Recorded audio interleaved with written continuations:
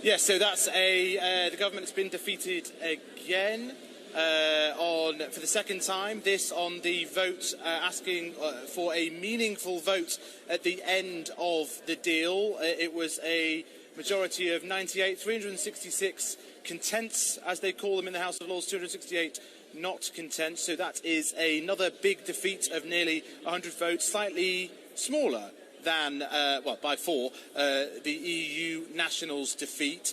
So that means that when it goes from the House of Lords later this evening back across this lobby to the House of Commons, there will be 2 amendments to what the government had hoped would be a very simple bill for the Commons to have to consider. So the government has now been defeated for a second time on this Article 50 bill, and the interesting thing is in that final clause it specifies that if there should be at the end of this process no deal, then there could have to be a parliamentary vote. Now, the government is confident that the Commons will overturn this from the House of Lords, and the House of Lords then won't prolong this process, but one picks up perhaps around 10 Conservative MPs. There were 7 who voted for a similar measure when this was first considered in the House of Commons. And I do think that there was one rather intriguing intervention from Lord Lawson. Lord Lawson saying that he now expected a bad deal and therefore bringing into play the idea of what exactly is it that some Brexiteers are aiming for. Are they aiming for World Trade Organisation terms? That is the fear I have heard from some Conservative MPs that did not vote for this amendment last time and may well do this time. The question is, how many are there? There'll need to be another 10 or 15. At the moment, if the vote was right now, you'd expect the government to win and overturn what the Lords have just done. But there's a few days before that is considered early next week. I have with me Paddy member of the House of Lords, of course, Liberal Democrats. What do you make of that? Well, Parliament has done its duty. The Brexit debate was all about the sovereignty of Parliament. Parliament has now insisted that it has sovereignty, and it has won it. And for what it's worth, my guess is that when this goes to the Commons, this has more chance of being upheld, that is, the amendment being upheld by the Commons, than probably, I'm sad to say, the European Citizens' Bill. It's more likely there'll be a Tory revolt on this than anything else. Here's the point that I find so puzzling. The government said that by insisting Parliament would have a vote, they would weaken their bargaining position. But I recall that Mr. John Major brought the Maastricht Agreement to Parliament twice for their approval. If it didn't weaken his negotiating hand, why should it weaken the government? Isn't that the point? Many people think that that Maastricht arrangement was quite weak for this country, and that's hardly a great example on your behalf. No, on the contrary. Maastricht was a very good deal. It weakened his government, but it didn't weaken his negotiating hand. It didn't, in any sense, affect his negotiating hand. It was as strong as it ever was. Now, what they may be worried about is weakening the government. That's a different issue. The sight of the House of Lords standing there, unelected. The Commons passed this by a huge majority. Yeah, right.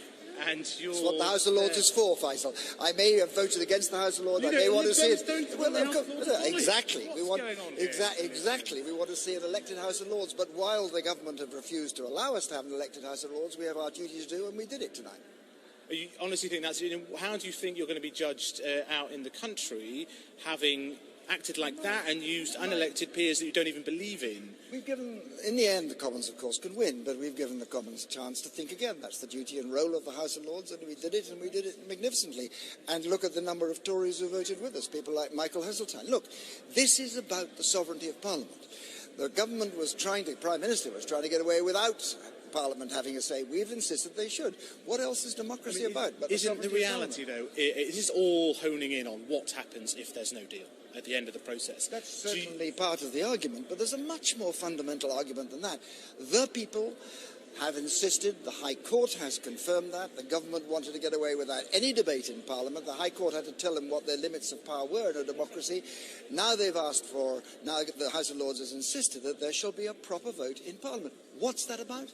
It's about all sorts of things, but at the heart of it is about asserting the sovereignty of Parliament. That's our job, and that's what we've done. Why are you now going to vote effectively against the third reading? Why are you going to go back because in there? We did say, we made it very clear that if there was not to be a referendum, I'd have preferred a referendum referendum of the people so that they could make a comment on the final deal. Not an in-out, we accept it's out, but a referendum on the final deal. If that wasn't there, if the people didn't have a say, this would be a defective bill and we wouldn't vote for it. Look, the government have abused the people's vote. They have hijacked the Brexit vote for the hardest debate. They've hijacked the Brexit referendum result for the hardest possible Brexit. The man that leaves us most distant for the European Union. They have no mandate for that whatsoever. Well, they would argue for 2%, but I spy a Conservative MP here, Anna Soubry, please. I'm going to disagree with both of you. Please let her. I just played devil's advocate. Can I just? No, I know. Can I just say you've got something rather badly wrong. The House of Commons voted overwhelmingly for us to leave the European Union, and we will leave the European Union. In relation to this amendment, the equivalent of it in the House of Commons was not passed overwhelmingly. It was passed, but it relied on some 7 or 8 Labour MPs to support the government, and Tories like me, I voted against my government because I absolutely agree with the arguments that Paddy has advanced. This is about parliamentary sovereignty. It's not about Brexit. Right. It's about making sure that Parliament... I represent my constituents and the interests of my constituents, and they have a right to be heard, especially if we get no deal. And in that debate, and I listened to a large part of it, we heard Conservatives saying they want a hard Brexit. And forgive me, people had better wake up to the reality of what a hard Brexit would be. My constituents did not vote for a hard Brexit. The people of this country did not vote for a hard Brexit, and it would be so damaging for our country. We don't want it. But if we don't get a deal... Some people want it. We don't know how many people... Exactly. And that's why this place, in the event of no deal... Look, the PM has said... This place should work out what happens. The PM has said, if there's a deal, we have a vote. Him in his place, me in my place. That's good. So why can't we have a vote if there's no deal? Why? Because that's what they don't want, because they want a hard Brexit, and they don't want you people... Do you think some of your colleagues in the Conservative Party, potentially including ministers, are aiming for WTO terms? Absolutely are. Make no mistake. Well, I think that if you look at it, we've had a cabal working in my party for a number of years who wanted us out of the EU. They've won. They've persuaded the people, that we're going to leave the EU. They're now operating in government to give us the hard Brexit that people like Lord Lawson said he wants. Well, my constituents did not vote for a hard Brexit. They voted to leave the EU, but I'm just going to bring in Lady Basildon, but if you could just stay with us for... No, and I think he had to go on. For the first ever time, I'm perfectly happy to leave it to Anna. Anna, just confirm, you will be voting for this when it comes back to... Thank you very much, Lord Ashton. What happens now is that this bill then comes back to the Commons with 2 pieces added. It's like a basket of fruit. Okay. So you've got a new piece in it, which is an orange, if you like, and you've got a very juicy fruit in it, which is what the Lords have just passed. Yes. And now the House of Commons decides whether or not to turf out those 2 new amendments or keep the whole. And what I will do is I will vote to keep in this amendment that the Lords have passed, in accordance with my conscience. I don't know. Okay. You think you've got a chance of... Faisal, the real thing is that if enough Conservatives abstain, that will have the same effect. Okay, Lady Basildon. Sorry. Sorry. Can I now go, Faisal? Tell me, yes, thank you very much. Thank you very much. That's very good of you. Goodbye. So what do you hope to achieve with this? It's just going to get overturned in the Commons, isn't it? Well, you say that, but I thought the arguments tonight were very, very persuasive, and it was quite interesting. There were a number of Conservatives who said, well, we like this, we're slightly worried that it's going to mean losing the primacy of the Commons, and that's not the case at all. But what is interesting, all we have done tonight is taken the Prime Minister's own words about her wanting to give Parliament a vote at the end of the process and put them into writing, put them into legislation. And it's up for the Commons to look at that. We haven't done anything completely outrageous. We've said, the Prime Minister said she wants Parliament to have a vote. Let's put that on the face of the bill, and not just, and the Prime Minister said, either in the White Paper or in the House of Commons. Okay, so, and do you feel, what about those criticisms that you heard in the House of Lords there, that people say that you're an unelected, well, you are an unelected chamber, and you've overstepped the mark here. You're asking for effective veto at the end of the process. No, by the Lords. absolutely. Effectively, the Lords at the end of this process could, if there's no deal, say no. No, the Lords never has a veto, and I think it was quite clear. If that's how people interpret it, if that's how people interpret the Prime Minister's words, that can be resolved and sorted out. The Lords doesn't want a veto. What the House of Lords wants is Parliament to have a say. At the end of the day, the final say should always be with the elected House, the House of Commons. And that got a little bit confused in some of the debate today, because nobody is arguing for the Lords to have a veto, to have a say, but the final word of the House of Commons. And the final word on these amendments will be with the House of Commons. But, say, in this one, we've just put the Prime Minister's words into writing. So if you make a promise... A little bit more, haven't you? Because at the end you say if there's no deal...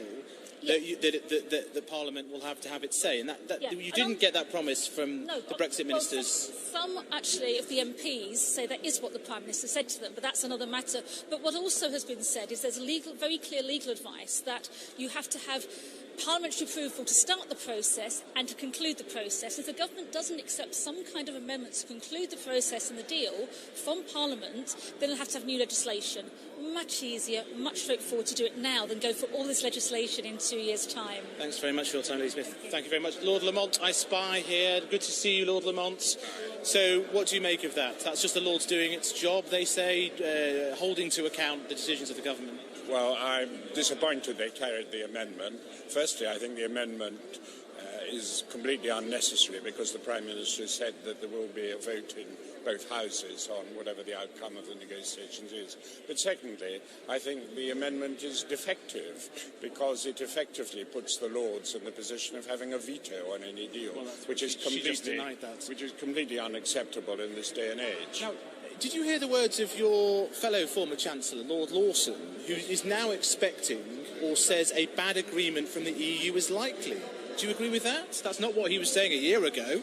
A year ago, he was saying everything was going to be fine. It was almost certain we were going to get a free trade area. No, Nigel has been of the opinion for quite some time that an agreement will be very difficult to get, and he thinks it would be better to settle for a WTO deal.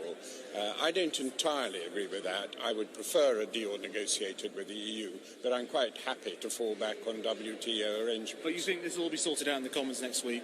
I think it should be, yes, and then I hope that'll be the end of the matter. Lord Lamont, thank you very much for joining us and all the guests here as the government is defeated for a second time in the House of Lords on this Article 50 bill. The fun moves over to the House of Commons early next week. Ian. All right, thanks, Faisal. You're watching Ian King Live. Now, there was more evidence today of the impact that rising prices are beginning to have thanks to the weakness of sterling since last June's referendum vote.